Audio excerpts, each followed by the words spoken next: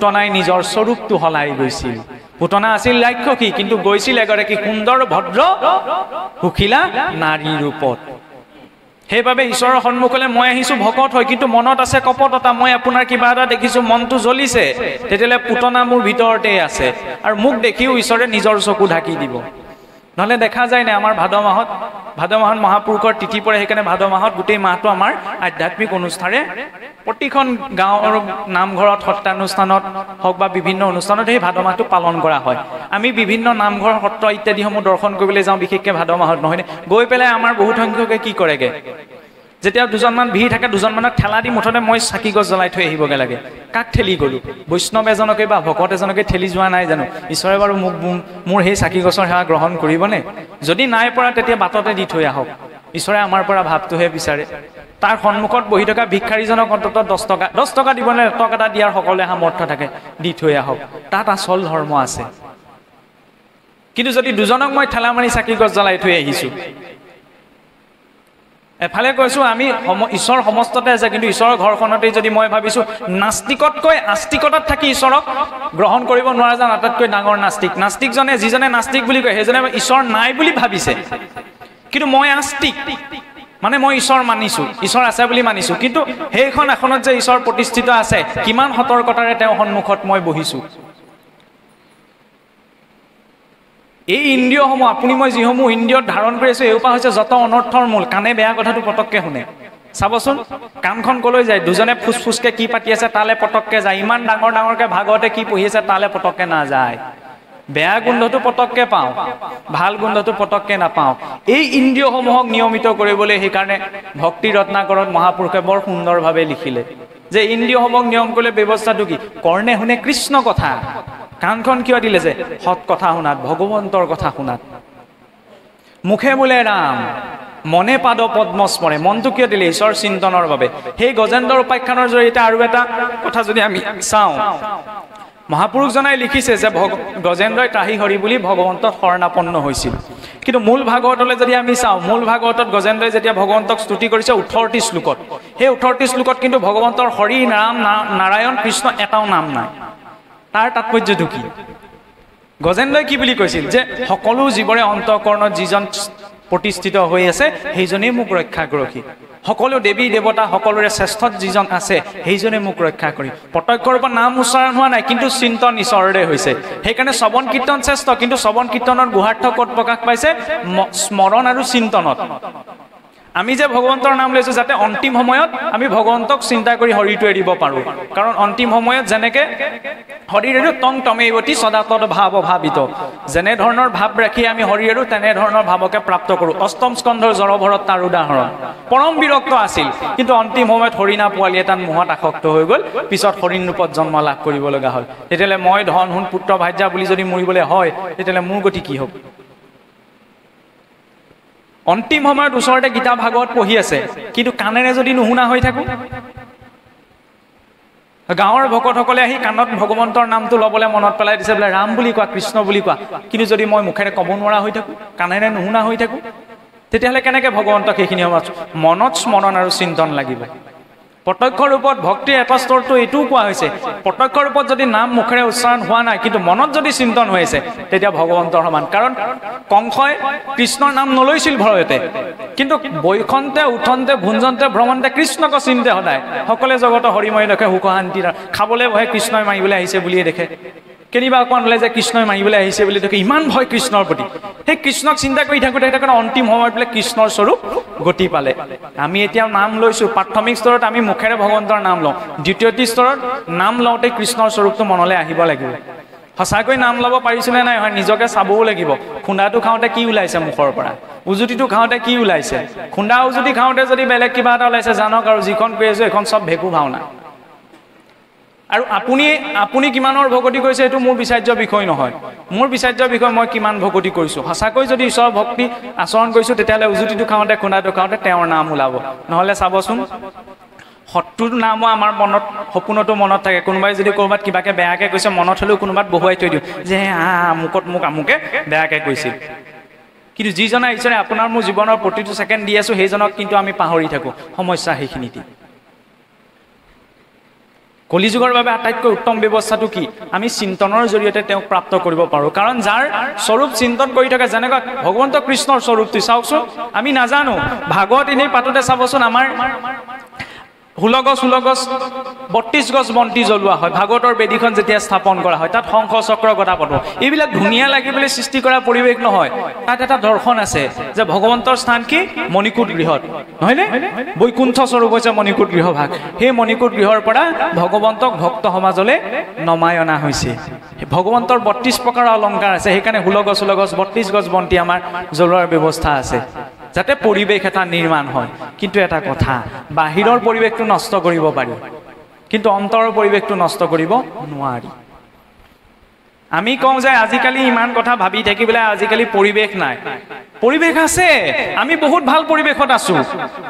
কাৰণ পৰিৱেশটো নাছিল ভক্ত প্ৰহ্লাদৰ 5 বছৰীয়া শিশু দৈত্য ৰাজ্যত আছিল কোনেও ঈশ্বৰৰ নাম নলয়ও নুশুনে কিন্তু তাতো সেই 5 বছৰীয়া শিশুটিয়ে আমাক শিকাই থৈ গ'ল যে ঈশ্বৰক কেনেদৰে চিন্তন কৰিব লাগে এটা আমিতো পৰিৱেশ পাইছো মহাপুৰুষে আমাক নামঘৰ দিলে শাস্ত্ৰ দিলে গৃহে গৃহে তাৰ পাছতো যদি আমি এইখিনি কথা যিখিনি ত্যাগ কৰিবলৈ ক'লে সেইখিনি এৰিব পৰা নাই তেতিয়াহ'লে কিন্তু আমাৰ জৰিয়তে একো গতি পোৱা সম্ভৱ নহয় সেইকাৰণে যিখিনি বৰ্জনীয় সেইখিনি বৰ্জন কৰিব লাগিব ধ্ৰুৱ সত্য মই জানি বুজি ভুলটো কৰি থাকিম ঈশ্বৰে মোক উদ্ধাৰ কৰিবলৈ আহিব সেইটো কোনো হ'ব নোৱাৰে আজি ডাঠি পেলাই আমি এই কথা ক'ব পাৰোঁ এই যি মাধুৰ্য কিয়াত বহি আপোনালোকে সন্মুখত দেখি আছে ঈশ্বৰে যদি কৰে আৰু চাগে 10-20 বছৰ 50 বছৰ জীয়াই থাকিম নহয় জীয়াই থকাৰ পাছত কাৰণ আপোনালোকে বৰ বেছি দূৰৰ মানুহ নহয় যোৰহাট জিলাৰ শিৱসাগৰলৈ আমাৰ আটাইতকৈ ওচৰ হয় ব্যক্তিগত কথাটো কৈছোঁ আৰু কেনেবাকে যদি অনাগত দিনত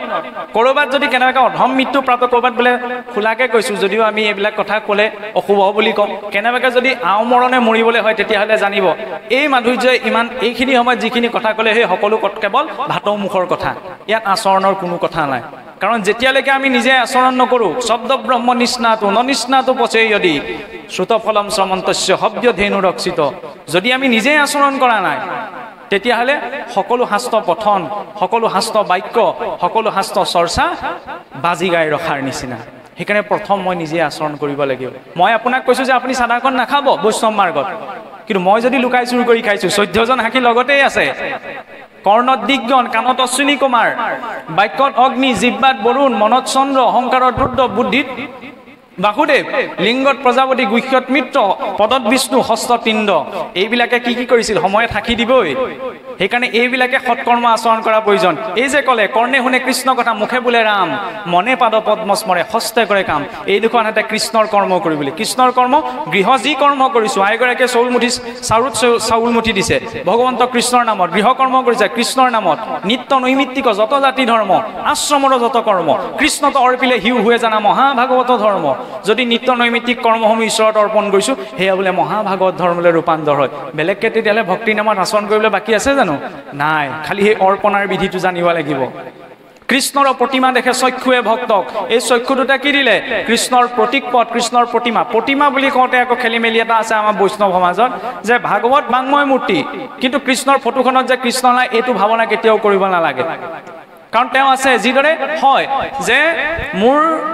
ককা ঢুকাই গ'ল ককাক মই দেখা নাছিলোঁ কিন্তু ককাৰ চিত্ৰপট এখন মোৰ ঘৰত আছে সেই চিত্ৰপটখনত ককাৰ হাড় মঙহো নাই তেজো নাই সেই চিত্ৰপটখনে কোনো কথাও নকয় নহয়নে সেই বুলি সেই চিত্ৰপটখন ইয়াত মোৰ ককা নাই বুলি মই দলিয়াই দিয়াটো উচিত হ'ব জানো নহ'ব নহয় কাৰণ সেই প্ৰতীক পটটোৰ জৰিয়তে মোৰ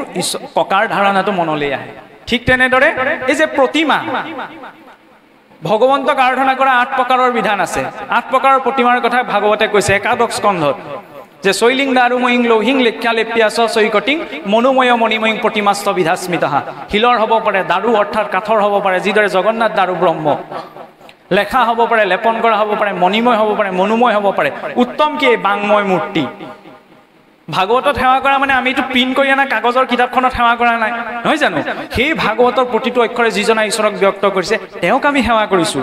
ঠিক তেনেদৰে আপোনাৰ ঘৰত থকা কৃষ্ণৰ ফটোখন সেইখনত ভগৱান নাই বুলি নাভাবিব তাতো ভগৱন্ত আছে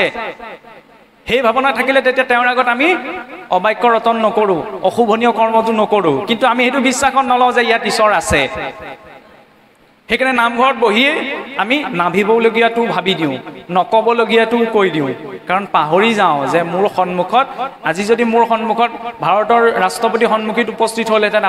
আপুনি মই কিমান সতৰ্ক হৈ পৰিলে যে ৰাষ্ট্ৰপতি তেওঁ আগত যি টি কথা নক'ব দেই, যে যেনে তেনে আচৰণ নকৰিব, একদম সাৱধানে সতৰ্ক হৈ বহি থাকিব। এতিয়া সাক্ষাৎ ব্ৰহ্মাণ্ড নায়ক আমাৰ সন্মুখত বহি আছে। আৰু এনে নহয় যে নামঘৰৰ মণিকূটতে ঈশ্বৰত বেছিকৈ আছে, ঘৰৰ গোঁসাই ঘৰখনত নাই,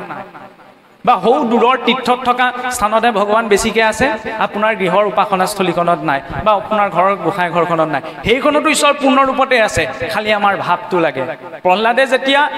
দৈত্যৰ ৰাজসভাৰ স্তম্ভত ভগৱন্তক দেখিব পাৰিছিল, আমি তেতিয়া ঈশ্বৰৰ প্ৰতীকপটত ঈশ্বৰক দেখিব নোৱাৰোঁ কিয়? মহাপুৰুষেতো কুকুৰটোক দেখিলেও আত্মাৰাম আছে বুলি চিন্তা কৰিবলৈ কৈছে। এইটো কোৱা নাই, কাৰণ কৈ থকা জনে এতিয়াও যদি মোক বহি থাকোঁতে কুকুৰ এটাই যদি খেদা মাৰি আহে, মই আত্মাৰাম আছে বুলি সেৱা কৰিম নে? কেতিয়াওতো নকৰোঁ। সেইকাৰণে প্ৰতিটো কথা স্থান কাল পাত্ৰভেদে বিচাৰ কৰিলে। আমাক কি কৈছে? কুকুৰটোক দেখিলে দণ্ডবতে পৰি সেৱা কৰিবলৈ কোৱা নাই, যে তেওঁতো যে ঈশ্বৰৰ অংশ বিদ্যমান হৈছে, সেই চেতনাটো ৰাখা, তেতিয়া তাক আমি প্ৰহাৰ কৰিবলৈ নাযাওঁ।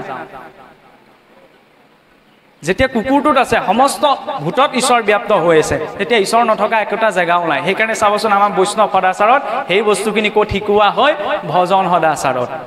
ৰাতিপুৱা শুই উঠাৰ পৰা লগে লগে অনন্ত কোটি জীৱ সাৰ পায়, কিন্তু যেতিয়া এজন ভক্ত সাৰ পায়, সাৰ পোৱাৰ লগে লগে প্ৰথম ধন্যবাদ ঈশ্বৰক অৰ্পণ কৰে, যে প্ৰভু ধন্যবাদ,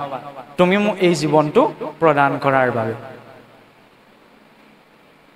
সেই চিন্তনটো আগতেতো ব্যৱস্থা আছিল। সনাতন সংস্কৃতিত আমাৰ শ্লোক এটা শিকোৱা হৈছিল,